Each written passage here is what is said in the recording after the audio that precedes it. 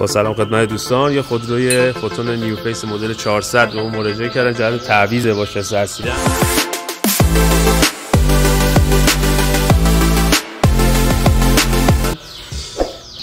ملاحظه میکنید واشر کلا سوخته.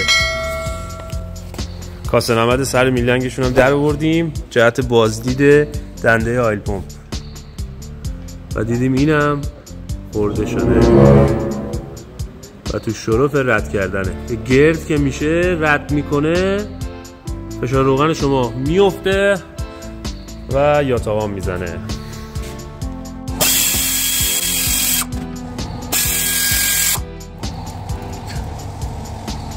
دوستان دنده اومد بیرون،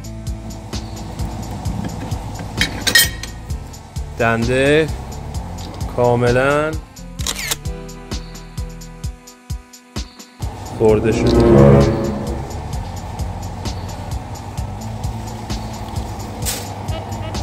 میلنگ هم اون طرفو ببینید.